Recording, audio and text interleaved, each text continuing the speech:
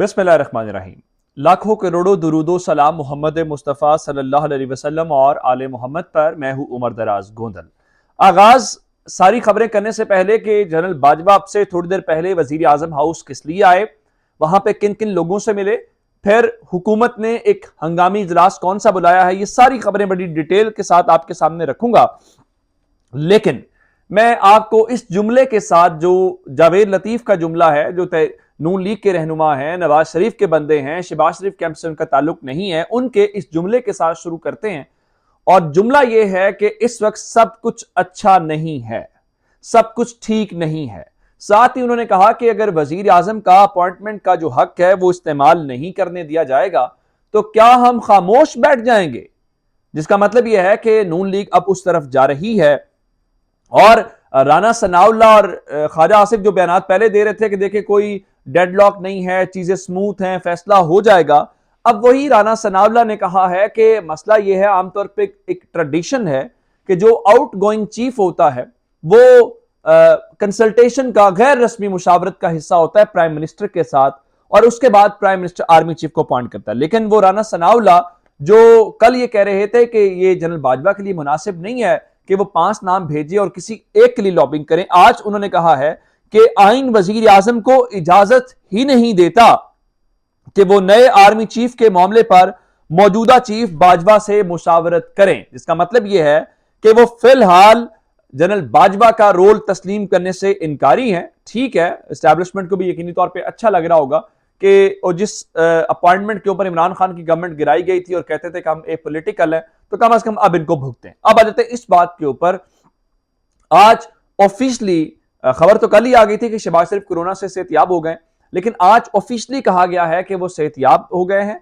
साथ ही उन्होंने जो अपने रूटीन का बिजनेस है उसको देखना शुरू कर दिया, यानी उमूरे मुमलिकत संभाल ली है। अब जैसे ही उमूरे मुमलिकत संभाले तो जनरल बाजवा खुद आज वजीर आजम हाउस पहुंच गए। और इंपॉर्टेंट इसलिए भी है क्योंकि आज खबरें आ गई थी कि शहबाज शरीफ साहब जो है वो 24 तारीख को टर्की चले जाएंगे, और मैंने आपको खबर दी थी कि इम्कानात मौजूद हैं कि समरी के ऊपर दस्तखत करके जाएंगे। और मैंने माजी की मिसाल आपको दी थी जनरल बाजवा की, खुद जब वो ताजिकिस्तान गए थे। जनरल बाजवा को बेहतर कौन इनसे जानता है। अब जनरल बाजवा से बेहतर इनको कौन जानता, मैं कहना ये चाह रहा था। अच्छा, अब कहना यह है कि आज जनरल बाजवा खुद वहां पे पहुंचे हैं और वजीर आजम हाउस के अंदर मुलाकात, जिसमें 3 प्रोमिनेंट शख्सियात गवर्नमेंट की और चौथी सिक्योरिटी इदारे के जो सरबराह कहा जा रहा है, अजमल जामी साहब ने ट्वीट करके भी इसकी तस्दीक की है और मैंने भी अपने जराये से चेक किया, वो भी यही बात कर रहे हैं। जनरल बाजवा मौजूद थे, शहबाज शरीफ इस मीटिंग के अंदर मौजूद थे, और शहबाज शरीफ के अलावा ख्वाजा आसिफ जो डिफेंस मिनिस्टर हैं वो भी इस सिलसिले में मौजूद थे। और इसके अलावा एक और शख्सियत बड़ी इंपॉर्टेंट है, जो तीसरी शख्सियत गवर्नमेंट की थी, वो कोई और मिनिस्टर नहीं था, कोई नून लीग, बल्कि वो मुआवने खुसूसी मलिक अहमद खान जिनका ताल्लुक कसूर से है, वो मौजूद थे। और ये मुलाकात जो है वो इस बात का सबूत है कि गवर्नमेंट जो करना चाहती है, एस्टैब्लिशमेंट को उसका अंदाजा है, और एस्टैब्लिशमेंट उनसे ज्यादा, जिसको प्रोएक्टिव कहते हैं, वो प्रोएक्टिव हो गए। एक मुलाकात तो हुई ये, दूसरी मुलाकात शहबाज शरीफ और ख्वाजा आसिफ, यानी अब यूं कह लीजिए कि वजीर आजम और डिफेंस मिनिस्टर के दरमियान हुई। अब आपको अंदाजा होना चाहिए कि इस वक्त आज सिनेरियो क्या है, और सिनेरियो वही है कि आप आज सबके, इनके जो करीबी लोग हैं उनकी गुफ्तगू सुन लें, स्ट्रेटेजिक मीडिया सेल के सहाफियों की गुफ्तगू सुन लें। सबको पता है कि शहबाज शरीफ को खुल के खेलने का मौका नहीं दिया जा रहा। मसला यह है कि अब आप कहेंगे कि ये गलत है, तो बिल्कुल गलत है, लेकिन यही हुकूमत गिराई गई थी। कहा गया था इमरान खान एक नया आर्मी चीफ अपॉइंट करने वाले थे, तो अगर तब वजीर आजम का इख्तियार इस्तेमाल करने के ऊपर आप साजिश का हिस्सा बने थे, तो अगर आज वजीर आजम को इख्तियार इस्तेमाल नहीं करने दिया जा रहा, तो आप जरा भुगतें, ये आपका लगाया हुआ ही पौधा है। अगर उस वक्त इमरान खान का हक था तो उनको इस्तेमाल करने देते, तो सब आपके साथ खड़े होते। आपने खुद एक सियासी जमातें होने के बावजूद वजीर आजम का हक छीना, अब छीनने के बाद आपको आपका हक इस्तेमाल कोई करने नहीं दे रहा। अब उसके बाद ख्वाजा आसिफ ने जियो न्यूज के साथ गुफ्तगू की और कहा देखें जी, कोई प्रॉब्लम वाली बात नहीं है, कोई सिविल मिलिट्री ताल्लुकात के अंदर तनाव नहीं है, अगले 48 घंटे के अंदर तकर्री हो जाएगी।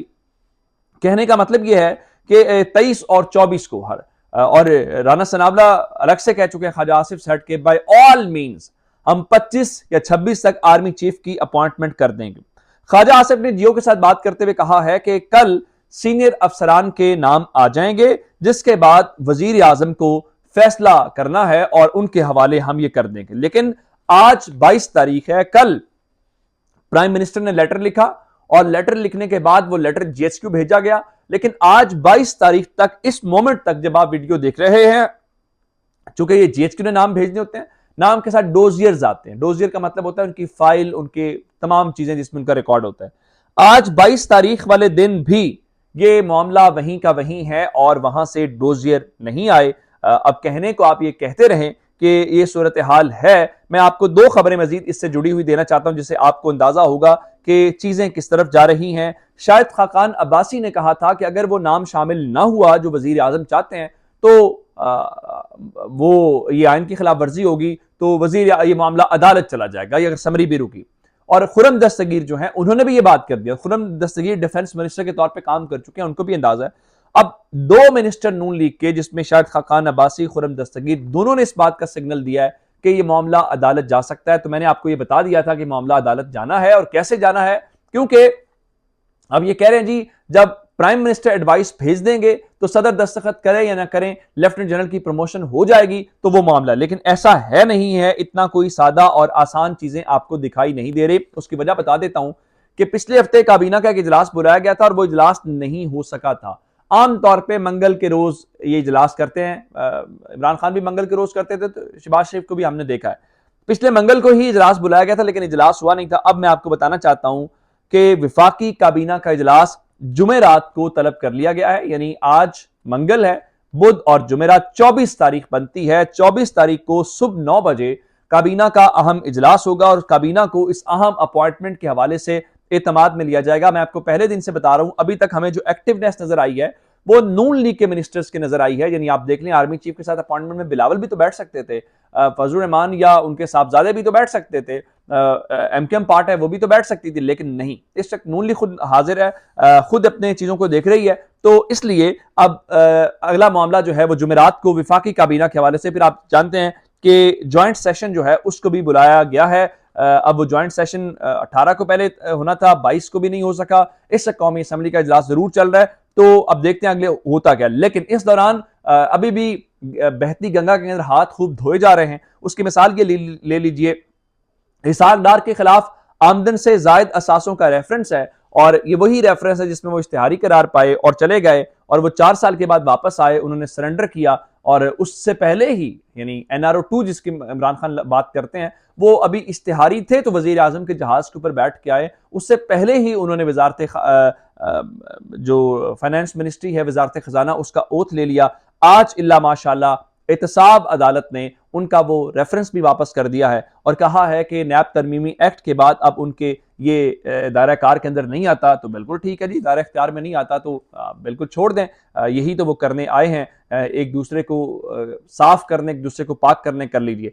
एक खबर और, चूंकि इस वक्त इलेक्शन ही मामला है और बार बार सब कह रहे हैं कि इलेक्शन लड़ लो, इलेक्शन के अलावा कोई हल नहीं है, लेकिन गवर्नमेंट इलेक्शन की तरफ नहीं जाना चाहती, स्टैब्लिशमेंट नहीं जाना चाहती। बेशक मुल्क के अंदर आज खबरें मार्केट के अंदर है 245 पे भी ब्लैक में डॉलर मार्केट से नहीं मिल रहा। हमारे डिफॉल्ट का रिस्क कहां पे चला गया, रेमिटेंसेस में कमी है, फॉरेन इन्वेस्टमेंट में कमी है, उसके बावजूद अब जरा सुने कि इतने महीनों से कराची में जो बल्दियाती इलेक्शन मुलतवी हो रहे थे, आज 22 तारीख को इलेक्शन कमीशन ने उसका जो फैसला सुनाना था, अब से थोड़ी देर पहले उन्होंने फैसला सुना दिया है। अदालत ने कहा था 15 रोज के अंदर इलेक्शन करवाएं, लेकिन अब अंदाजा करें कि आज इलेक्शन कमीशन जिसका काम है इलेक्शन करवाना और ये आइन की जिम्मेदारी है लोकल बॉडीज इलेक्शन करवाना, उनके मुताबिक जी अब 15 जनवरी को इलेक्शन होंगे। यानी अभी दिसंबर भी गुजरेगा, तकरीबन 2 महीने के बाद ये वाहिद दुनिया का इलेक्शन कमीशन होगा जो गवर्नमेंट्स को पाबंद करने की बजाय गवर्नमेंट की सहूलतकारी करता है, और गवर्नमेंट्स जो इलेक्शन से फरार इख्तियार करती हैं ये उनको पूरा मौका देता है कि बिल्कुल जी आप इलेक्शन से भाग जाए, आपको इलेक्शन लड़ने की क्या जरूरत है। लेकिन बहरहाल फैसला तो अवाम के पास आना है, और जब अवाम फैसला करेंगे फिर किसी की सुनी नहीं जाएगी। अपना बहुत सारा ख्याल रखिएगा। खुदा हाफिज।